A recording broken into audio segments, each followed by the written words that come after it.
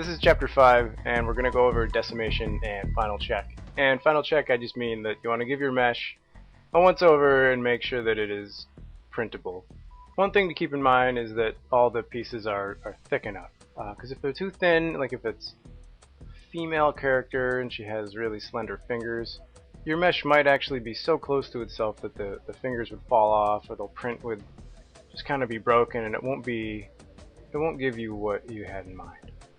So on my character, I'm going to look at his head, like this plate that I have on his head and this back plate, because those areas are pretty thin. You're going to want to merge all your pieces into one and then export it into an STL, and then this file is thought of as a series of cross sections that are printed paper thin.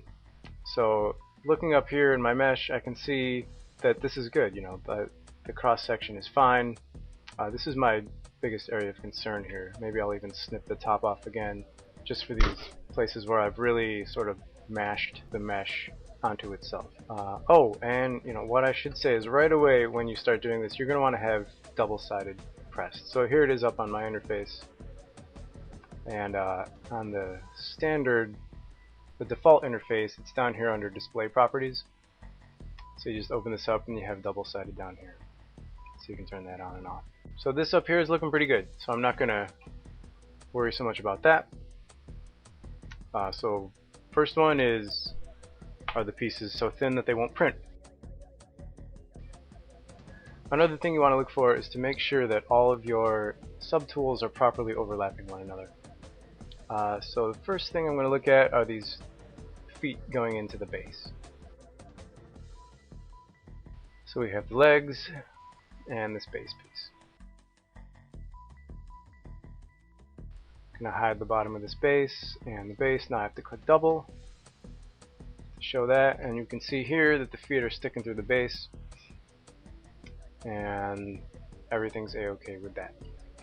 Another thing I wanted to clarify with this base piece is that I used a separate polygroup for the bottom, and that was just to keep it flat. So by that I meant that in the early phases of when I was sculpting the base, I took this bottom plane here, made it into a separate polygroup, and then hid it, or I would mask it, so that as I was sculpting I wouldn't disturb that flatness. And so obviously the base has to remain flat so that when I get it I can put it on my shelf. Okay, outside of thin ankles and characters that are top heavy, you want to make sure that all your subtools are overlapping properly. So zooming in on the mouth and the teeth, I just want to make sure that this tooth mesh piece is overlapping the inside of his mouth properly. So here you can see the teeth pressing through the bottom of the mouth sock, the mouth loop, whatever you call that, the inside of the mouth. Just going to sort of open my mesh and look at everything overlapping. So there's the body and the arm. The arm piece is a closed loop, and I see that it's pressing through the torso completely. Then we have the torso to the legs, and I'm just looking through the mesh itself. The main idea here is that if you have your whole mesh as one piece, and you were to drill a hole in the top of it and try to fill it up with water, would it leak out anywhere? And the thing is that you can't have it leak. It has to be completely closed. So here I'm just going through all the separate pieces and making sure that everything is overlapping fully. Looking at the little rocks that I stuck into my base, I just put those in at the end to kind of spice it up and make it look a little more interesting.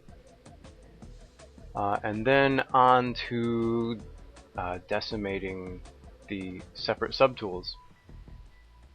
And what I'm going to do is I'm going to decimate each piece individually and then merge them together at the end into one final piece. I do this just because I don't think my computer could handle merging. Oh, hold on. Here I'm zooming in on the teeth, and I'm just doing this again to show sort of decimating appropriately. So the teeth make up a very small part of the mesh. It'll make a very small part of the print when it's done, so I can decimate those a lot. The head, the torso, the legs, you know, these are bigger pieces, so I want to decimate them, you know, less in comparison because I want that detail to remain here I am just opening the decimation master. I'm going to run the preprocess current on the head. This is just going to give me the it's going to create the different decimation levels that I can bring it to. The good thing about the decimation master is that you can undo your decimation. You have to do the pre-process once, which will take a little while, and then you can choose the appropriate decimation level afterwards. So undoing is nice because you can decimate it, you know, like 50%, and then you say, well, maybe I have to do much more than that. Maybe I want it, you know, 2% of the original or 5% or whatever.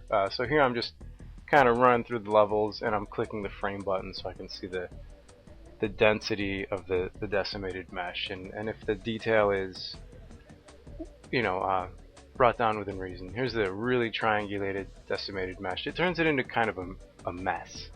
So I'm using the move tool here to show that the mesh is not exactly workable after it's been decimated. You can kind of move it around a little bit, but I think the real idea is that you run the decimation master and you kind of leave it at that. You don't want to play with it after you've done that. The mesh is just so weird that it's not a good idea.